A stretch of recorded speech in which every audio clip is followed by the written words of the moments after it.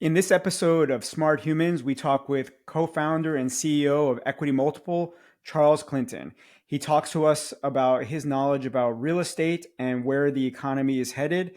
We discuss everything from a soft landing to the once in a cycle opportunity of buying at the lows in some incredible real estate markets.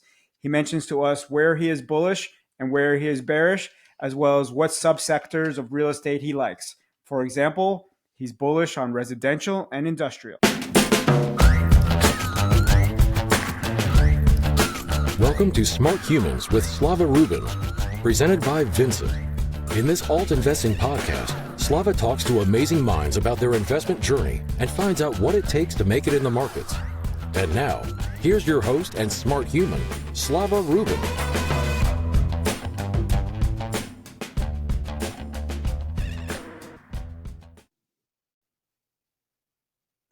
Hello, and welcome to the latest episode of Smart Humans. I'm excited for today's guest, somebody who's going to be able to teach us and educate us about all things real estate. Welcome to the show, Charles Clinton, the co-founder and CEO of Equity Multiple. Thanks, Slava. Great to be here. Excited to have a good conversation.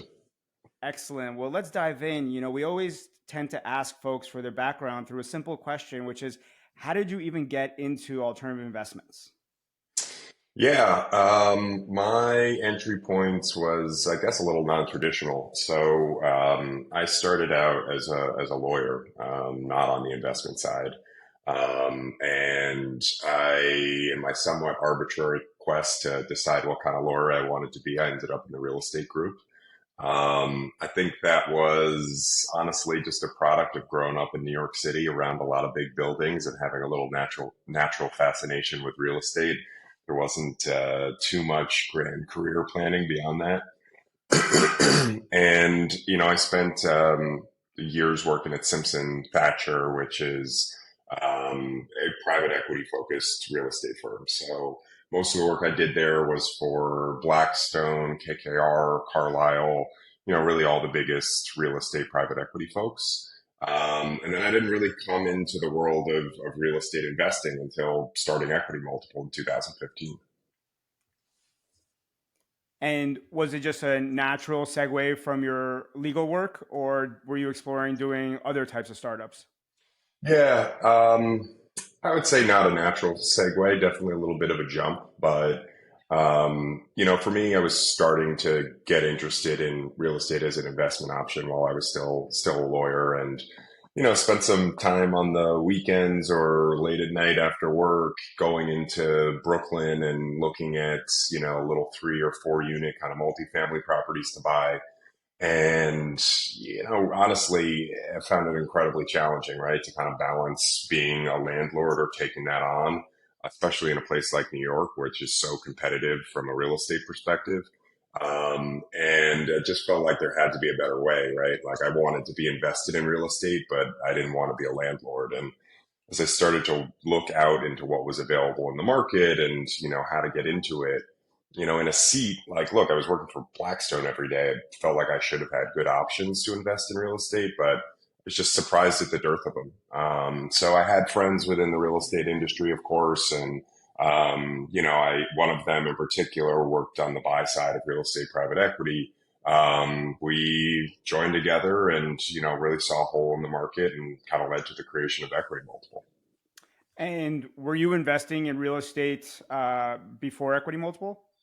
I mean, just dabbling. Like I said, we were basically I was with a few other friends, we're trying to buy these small unit buildings out in Brooklyn. Had money in the public markets in real estate, but it's really not the same thing, right? I mean, you're investing in a stock with the pros and cons of that, and it tracks the underlying performance of real estate, but not in the same way as the kind of the private alternative version of real estate investing. So clearly you're investing now into real estate. You mentioned a little bit about public stocks. What about the other asset classes? How do you think about your own investing beyond just the real estate? For example, like private credit or venture, pre-IPO, crypto, art, collectibles, etc. Yeah. So, look, by virtue of being a co-founder of a startup, I am heavily invested in venture capital almost by default. That's, I would say, the category where I have the most familiarity. The alternative credit, I would say, is the other area where I give a lot of focus. I think from my perspective, really coming from a real estate investing background at this point, some of the metrics and how you look at underwriting on private credit has a lot of commonality to how you're looking at real estate credit. So it feels like a natural entry point for me.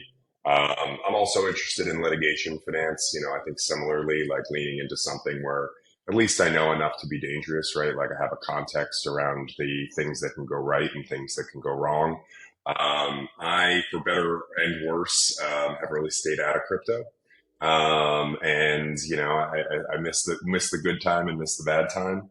But I think, it's obviously interesting. It's something you have to pay attention to and follow if you're in the world of alternative investing at all. And, some of the more true alternative stuff that's gaining purchase, whether it's through a platform like Masterworks or, through some of the private investment groups where you see a lot of that stuff like art or, music rights and that kind of stuff. I would say I have an academic interest, but haven't actually put any money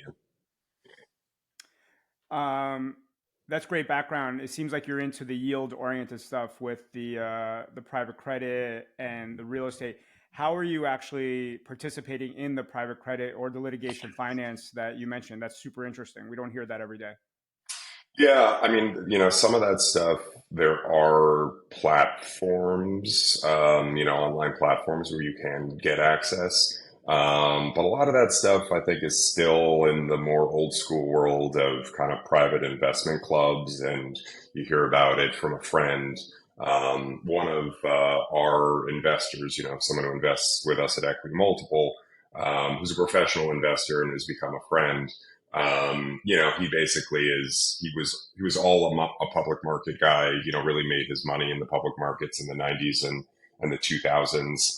But he's been shifting his portfolio, more and more and more heavily over, into alts over the last decade. So I see a lot of my stuff from him, candidly, because I feel like, it's that initial screen of not just the trust that where this is coming from, is legitimate, but also he's just got more context around the more esoteric stuff than I do. You mentioned investment club a couple times. I don't think everybody on in the audience might know what that means. Can you expand what that means exactly? Yeah, yeah. I mean, there's a range of clubs for investors where they basically will share different interesting stuff that they're finding, pass it around. Some of them are more formal than others. Some of them are literally like an email list where people will say, "I saw this interesting thing. Take a look if you want to." Those tend to be a little bit more filled with people trying to sell their stuff than kind of the true nature of these clubs. And then some are a little bit more vetted, where the only people who can come on and present something are a friend with one of the members, and they really try to make it more focused around the investor. That's really, I think, the best model of it, right? Where it's not just constant sales; it's a little bit more investors talking about ideas. And are there any that you can name, or is it more just like something that's word of mouth? Yeah, there's one. I don't know if they operate nationally or not. I'm just familiar with them in New York, called 3i Group. Great, awesome. And crypto, it's very polarizing. You said you missed the good, you missed the bad. Often we hear that folks that are very yield oriented, like you, are somewhat, let's say, skittish about crypto. Can you give us just your 1 minute on why not get involved in crypto? Yeah, look, I guess it's hard to look at crypto for me and see where the value comes from. That's where I struggle, right? I look at it as basically the value is coming purely from speculation, right? I think we have, as a society, kind of given up at this point on the idea that Bitcoin is going to take over as a global currency, at least, in anything resembling its present form. So, without underlying value, you're really just, it's all movement on market sentiment. And that kind of stuff scares me, right? Because market sentiment is fickle, and unless it's tracking to some underlying value or has, an incredibly long history of sort of pure sentiment based value like gold. I guess gold has some utility value too, but, is really a speculative asset. I think that it makes me think it could disappear, or it could be subject to, some of the huge decreases that we've seen it hit. I do think some of the other protocols outside of Bitcoin that, are smart contract capabilities and stuff that start to have a little bit more utility. I feel a little bit more comfortable in the space where it does link into some real world value that people might pay for. But ultimately, it just as a more value driven investment, I have a hard time getting my head around it. Does that mean you're going to be buying some Ethereum soon? Is that what you're saying? We'll see. We'll see. We'll All see. right. Sounds good. Well, thank you for sharing that. You mentioned market sentiment. It's a great segue where I'd like to go next, which is, you have a great perspective with Equity Multiple, seeing a lot of different real estate deals, seeing a lot of, investor sentiment, a lot of different trends. What do you think of today's market? It's a very big, generic question. I'm not saying just real estate. I mean, just the macro, the economy. What is the Charles Clinton perspective on the U.S. economy today and where it's headed? Yeah, it's big question, obviously, and I would say looking back over the last few years, right, it's just been such an incredibly strange run we've had. Really without historical precedent, right? I mean, first you have COVID, in which it feels like the world is economically over. And then we have such a, kind of miraculous surge, at least in most sectors. Some never really surged out quite as effectively, like within real estate, US office hasn't really surged effectively out of COVID. But, whether it's in real estate or the broader economy, you basically have this incredibly rapid recovery. And of course, the economy got overheated. We saw a spike in inflation. And now the story of really mid 2022 through today is the story of the Fed versus inflation. And that's where we find ourselves, right? Is sort of at this linchpin moment of that story. To me, that is, clearly within real estate, but I think within a lot of the broader economy, that's what's going to determine the next few years, right? Exactly what the Fed does and what inflation does. So, I think that in my view, inflation is cooled. I think there's obviously risk because a lot of the core economic performance data is stronger than the Fed would predict.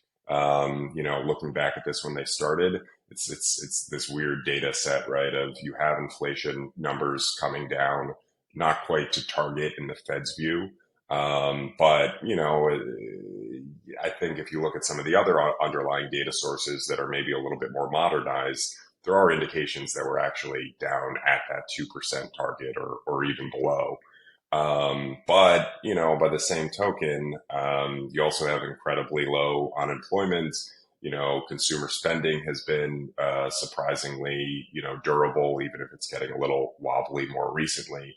So, I think it's this funny moment where the policy tool to dampen inflation seems to have worked, but it hasn't worked in the way that you would think, which is it's pushing the economy into a recession. And that's really what's cooling inflation ultimately.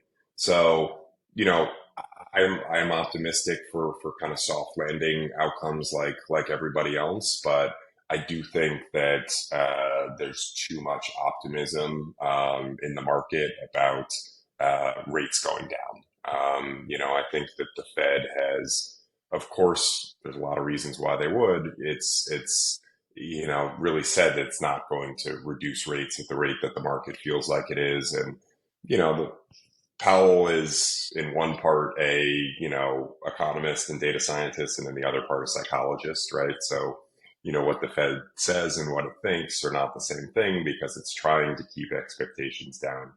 But, I think our view and the view within the real estate industry is that, the 8 cuts or 7 cuts, whatever the stock market has priced in, just isn't realistic, right? There's nothing for Powell and the Fed to gain by cutting faster, right? At the end of the day, even thinking about it at an individual level, like there's legacy risk for Powell if he cuts too fast and inflation goes back up as we saw in the 70s, and gradually reducing rates or waiting longer to cut rates, is just a more conservative course that has less downside for the Fed and the public's perception of the Fed. So, our expectation is the rates are going to be higher for longer, that they will start cutting down. And from there, it's you can start to trace a lot of ripples. So that was super helpful overview. I'm going to put you a little bit on the spot. So you said 7 or 8 cuts is not realistic. So what's the Charles number? How many are realistic in 24?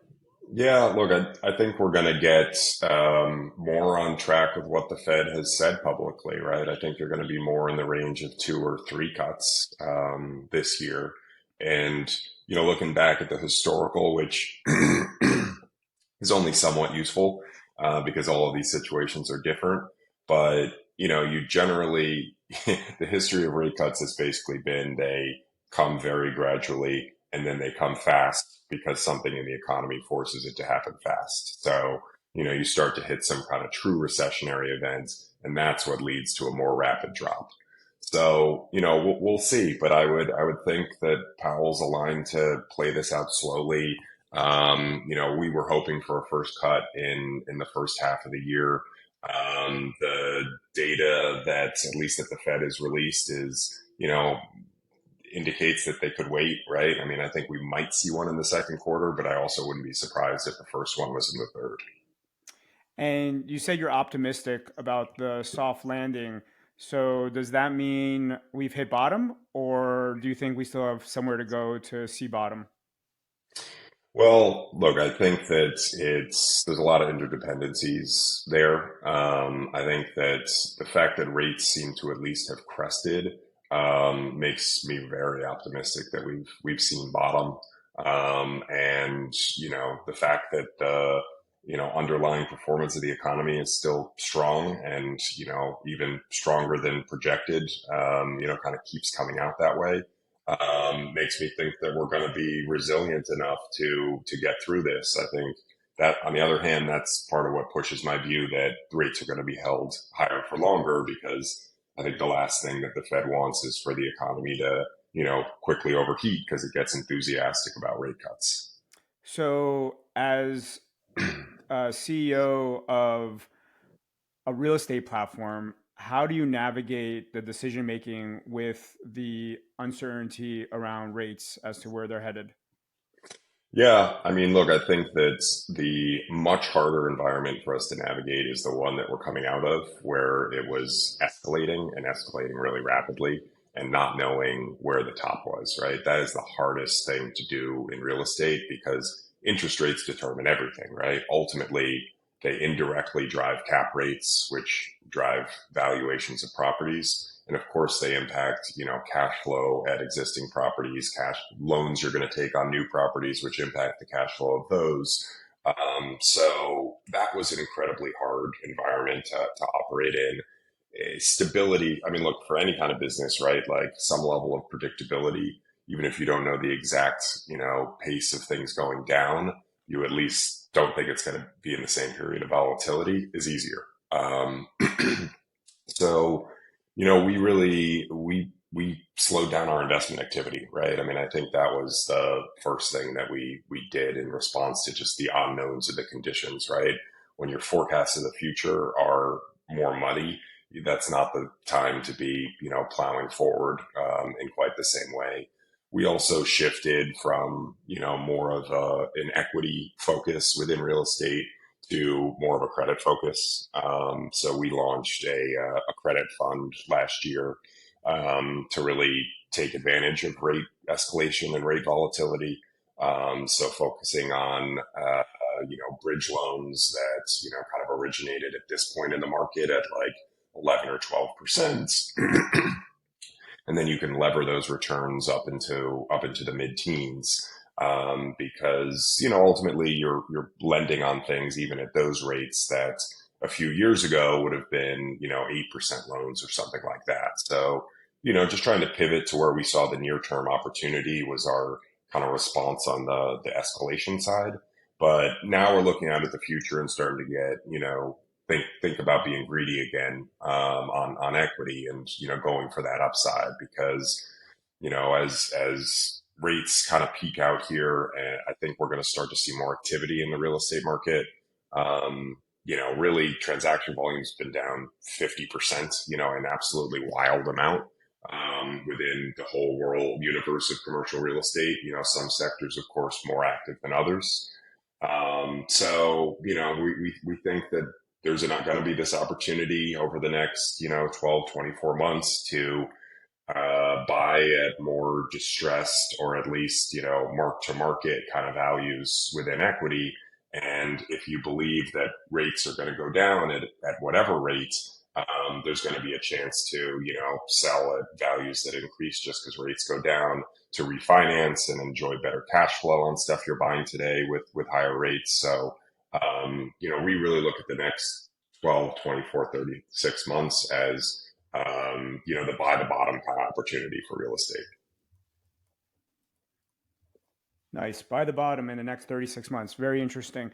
You already shared with us how you started the platform with your real estate background and legal background. Can you contextualize the size of the platform now? Can you give us an understanding as to how many customers, how much volume are you doing, just so the audience can understand the scope of what you guys are covering? Yeah, absolutely. So we started in 2015. We have about 50,000 registered investors on the platform. We have invested in the 600 to 700 million range into about 5 billion of real estate asset value. Did you say 700 investments? No, 700 million, 6 or seven Oh, hundred million. oh, got it. And number of investments is somewhere over 200. Nice. Amazing. So clearly you see a lot of action. So how is 23 versus 22? I imagine it's slowed, or how does that look? Yeah. So we did, in terms of new investment closings, we probably did 60% ish of what we did in 22. And honestly, our 22 numbers, the bulk of that came in the first half, before rates started to go up. Sure, that was So like COVID inflated sort of thing. yeah. I mean, you had just a really strong market in 21, into 22. And, obviously you had just crazy rent growth, particularly in areas of multifamily. So, a lot of that was, let's try to find properties where the owners have not pushed rents to the new market level. So you're really just capturing kind of a mark to market, that the previous owner wasn't willing to put the time and money in to kind of get there. But as the market turned, we're like, okay, well, too much uncertainty. Let's slow down and, really try to pick our spots. And how do you think about 24? Is there a year that you could try to compare it to, or to try to, see year over year growth, or is it too much of a awkward last few years to try to compare it? Yeah, look, I imagine that the first half of the year is going to be very much like, what 23 is, though we'll probably be more active on the debt side just because we have that, platform up and running and humming at this point. We also, we closed a partnership and strategic investment from Marcus and Millichap, in the fourth quarter of last year. They are public brokerage, investment sales and financing, really in the kind of middle market of real estate, the number one player. They closed the most transactions of any brokerage in the country, by a pretty healthy margin. So part of that partnership is really, getting access into deal flow on both the lending side and the acquisition side. They have 2,000 brokers, 70 offices across the country. So, we've been doing a lot of prep work for what we feel like is going to be a big market opportunity. And I would expect in the second half of the year, once you start to see, an initial rate cut or two, that you're going to have, more transaction volume start to come into the market, and you're going to have investors start to think, okay, this is the time, right? Like, I've stayed away from the category. I see the bad headlines, but this is the time to start being opportunistic, maybe when some people are still scared. So let's say I'm on your site and I want to invest some money. Can you just articulate what the experience is like? Do I have to be accredited, unaccredited? Is there a minimum investment amount? What are my investment choices? Am I choosing individual properties? Am I choosing baskets or indexes or some sort of funds? Can you just walk us through kind of what that feels like? Yeah. It's very much like an online brokerage account kind of an experience. You set up an account, give us all the core information we need to basically make the whole experience digital for you after that. Make sure we have what we need for compliance, linking a bank account, that sort of thing. And then it's really an investor driven, kind of investment selection experience. We do have a range of different products to, cater to your specific investment goals. So we divide our categories into keep, earn, grow. So keep is basically a product we have called the Alpine Note. It's kind of a cash management tool. So a 3, 6, or 9 month note, with an above market yield that goes into a diversified, kind of basket of real estate that's constantly turning over. That's been extremely popular for people, I think, during this time of uncertainty about what the future is, putting something in with a good yield that gives flexibility to, redeploy as you start to see other opportunities. Earn is the income focused bucket, and the flagship there is a diversified real estate fund, which we call the Ascent Income Fund. And then we'll also have, individual loans, generally individual loans that are, things that the fund is also investing in. So, you want to build your own portfolio or you want someone else to do it for you, kind of have both options there. And on the equity side, most of what we do is individual property investments, but we also have some portfolios, which are not funds because you'll see all the assets in them, but will be, 4 or 5 properties grouped together that are thematic. So it could be multifamily, it could be, high growth oriented, it could be industrial, but basically a little bit in between the traditional blind pool fund and, picking an individual deal. We are only accredited investor focused. Minimums range. The lowest we have is 5,000. The highest is 30 or 40. So, we try to keep the minimums low as we can. And, really that's because we want people to diversify. So, on average, each of our investors is invested 5.5 times. And we'd like to keep increasing that number. We've seen that number continue to go up. Because really, diversification, I think, is the name of the game with all of this stuff. What's the average investment like? Something like 15K or something? It's around 30, a little bit below 30. Got it. So the average person is actually putting in like 160K. Yeah, it's I think we're at 140. It might be 26K, it's No, it's I it's understand. around 140 today. Super interesting. And then you mentioned the keeper and grow. Do they have like directional returns that you're looking for in those three different buckets? Yeah. I mean, those will definitely change over time, kind of depending on where the market's at. I would say right now, the keep category is in the like 6 to 8% range. The earn category is going to be in the low double digits, kind of in the 10 to 12 or 13 range. And then the growth category is going to be at this point in the market, high teens and above. We've really seen from investors, if we're going, we agree, if you're going to make a move in equity, real estate, like let's see a real return premium. So when the rates were lower, did you see more grow? And then as the rates were going up, people shifted towards keep? And is that now reversing itself or am I wrong? Yeah, so I would say we launched the kind of key product in the fourth quarter of 2021.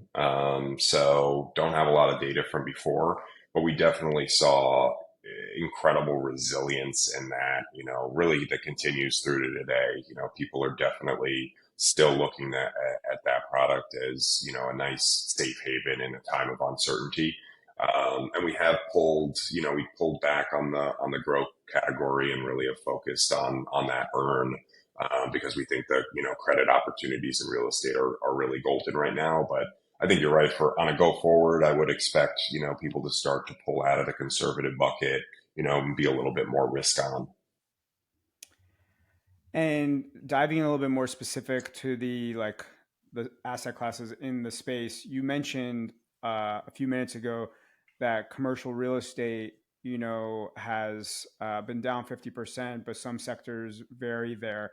What's your perspective on commercial real estate, or more importantly, in all of real estate? What sectors do you like? What sectors do you not like?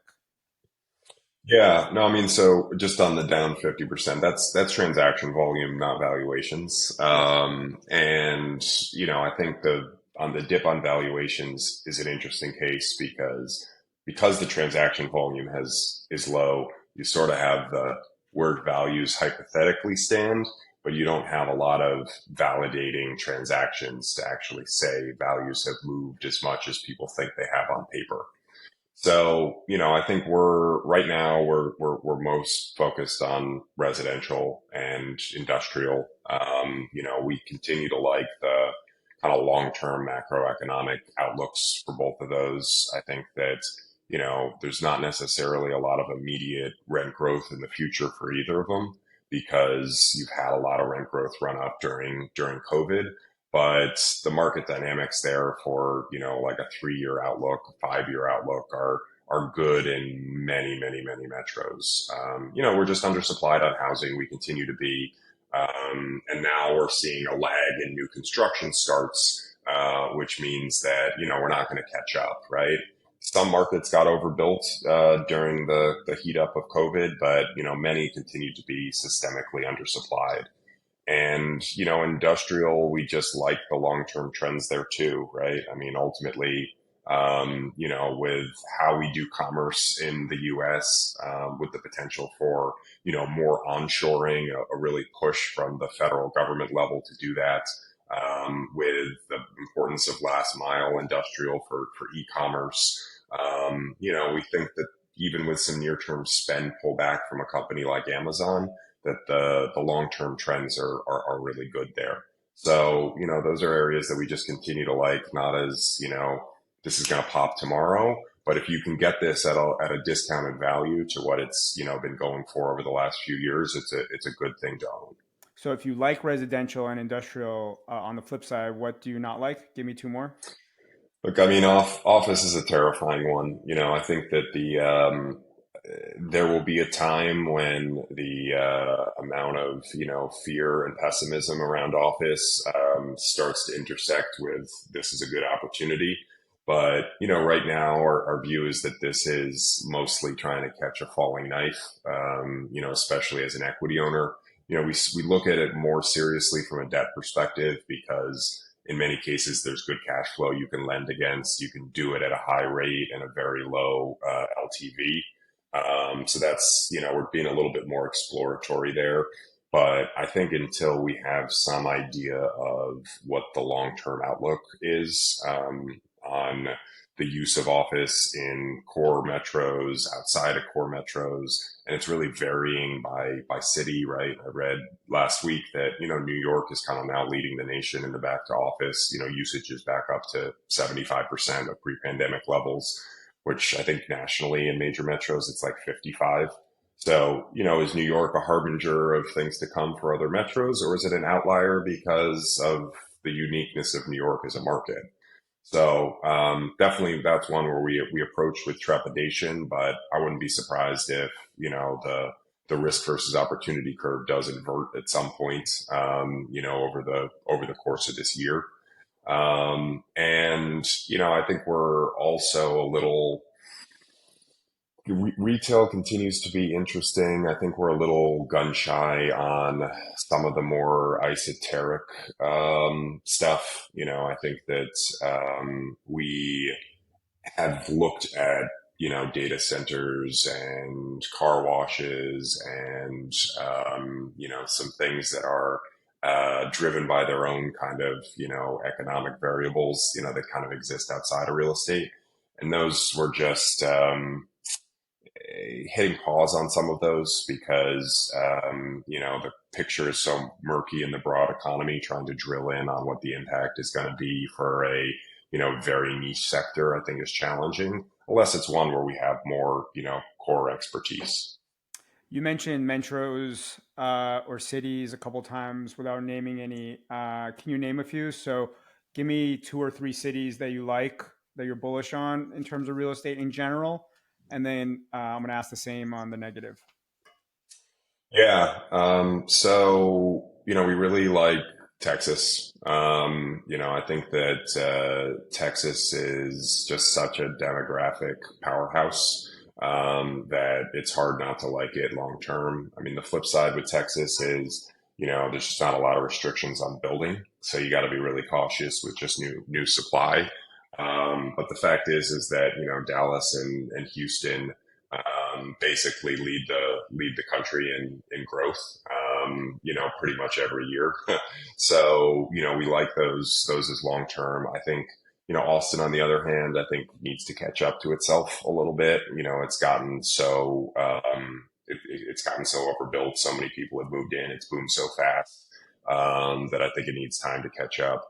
Similarly, like if you look out at in Arizona and Phoenix, I think kind of have the same thing there. It was so much growth in such a fast time that they're now actually a little ahead of themselves in terms of delivery of kind of new product and supply, and rents are going to just take a little while to catch up. We like some of the other southeast cities as well. Research Triangle area is definitely got good trends in terms of young people moving in and educated young people that I think bode well for kind of the near term growth and economy there.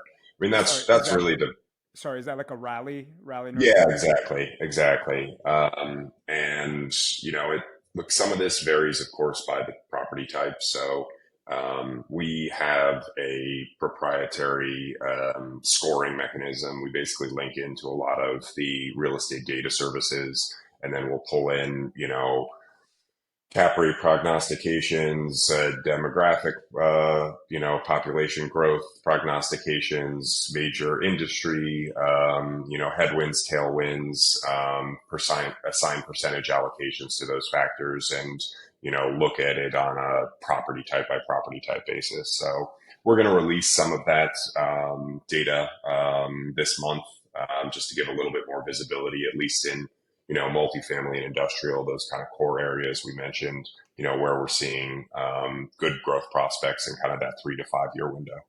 Amazing. You have to keep us posted, and we'll share that with our audience. So the from the COVID time, is there anything that you could learn moving forward, or was it an anomaly? It is what it was, and let's just move forward. Yeah, that's an interesting one. I think that look, for as an investor in general, I think that it's the reminder that there can always be a so-called black swan event, right? And that, fundamentally we forecast on predictability, and predictability can go out the window when something that no one can predict happens, right? So I think that's just worth keeping in mind as an investor, right? That something unknown can happen that can affect your investments positively or negatively. I think that's part of the reason why, diversification into alts as a general matter makes sense. Because, if a rock falls in a pond, you don't want to be right next to where it fell in, right? You want to be kind of spread out all over the pond. So, I would say that's honestly core lesson, within real estate.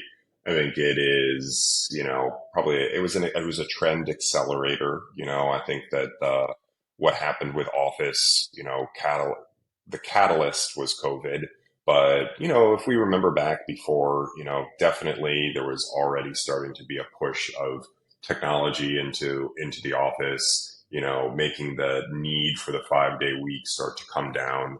And, you just saw a mass acceleration of that. And, I think now we're trying to figure out like, what is the equilibrium, right? It's not a COVID effect anymore, but now that people have experienced in office and out of office, and now not just for a short term, but for a long term, what does the market really want there, right? What do employers want? What do employees want? How's the model going to adapt? And, look, things like the rent growth that we saw in multifamily, things like the, people moving out of major cities and spreading out geographically. That feels like just a one-time thing that happened, and who the hell knows if it sticks in a 5 or 10 year horizon. Nice. So we all want to be more like Charles, and the only way to do that is understand, what are you reading, what are you watching, what are you listening to. You can name anything you want, any of the shows, any of the things you read or listen to or watch. What is it that helps make you smart?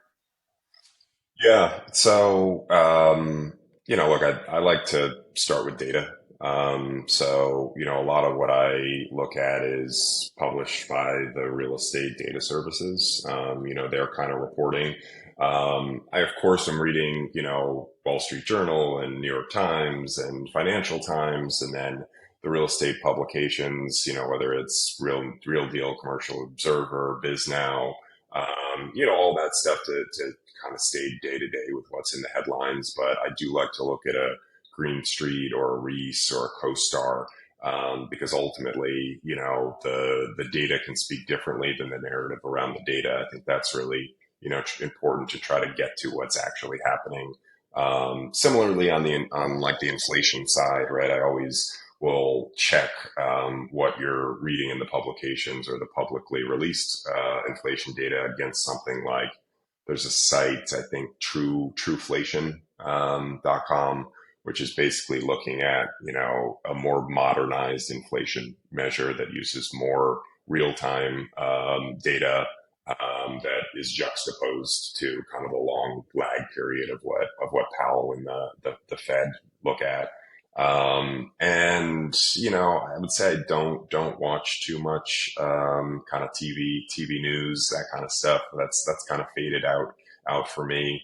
I wish I could say I had a great, podcast on alternatives, but I think that there aren't too many. So I'm very excited that you're doing one. I think it's kind of undercovered. A lot of the alternative podcasts are just, someone selling something. So I'm excited to be a listener of yours. Amazing. With the last question, we always ask. So, putting you on the spot, what will be one piece of advice you would say as, what would you buy today for 3 years out? When we have you back on the show, or when we review your prediction, what's going to do well 3 years out from today? What investment would you make? You can keep it within your own space of real estate, but you absolutely do not have to. The more Yeah, look, specific, the more I've specific you could be, the better.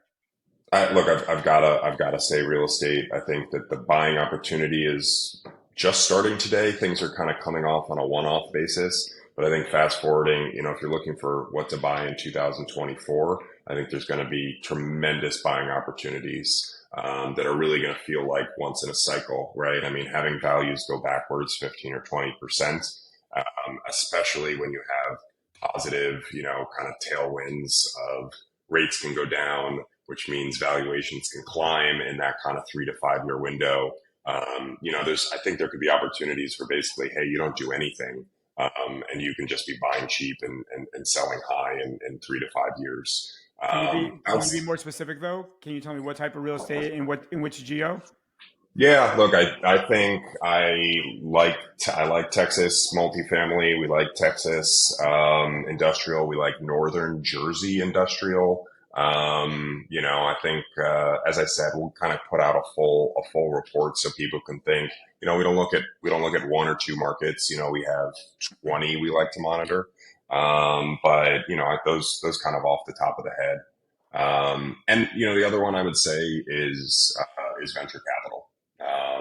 I think that if you look at, again, kind of going back to the data, right, that's basically some of the highest, valuations, the most rapid climbs come out of these bottom of the market cycles.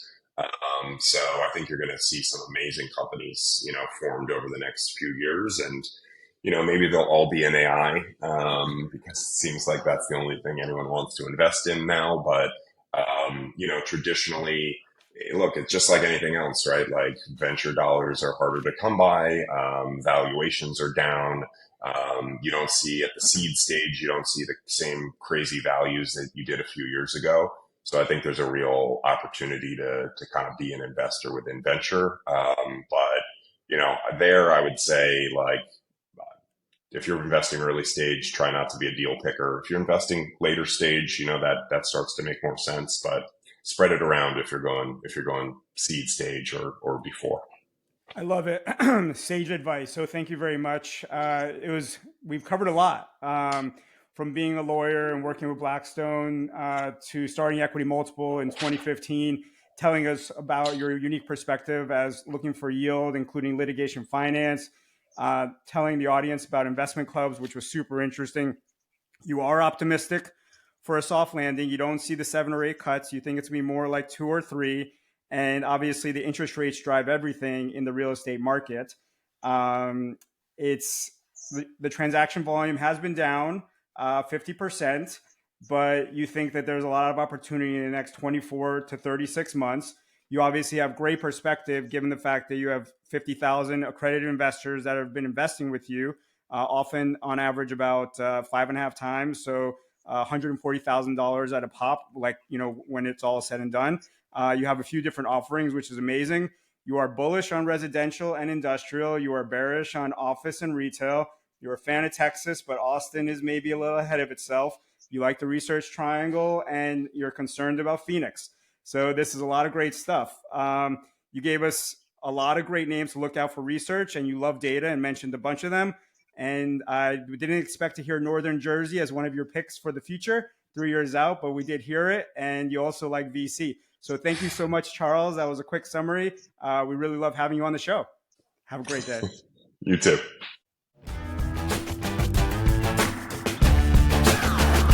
Smart Humans with Slava Rubin is a podcast brought to you by the team at Vincent.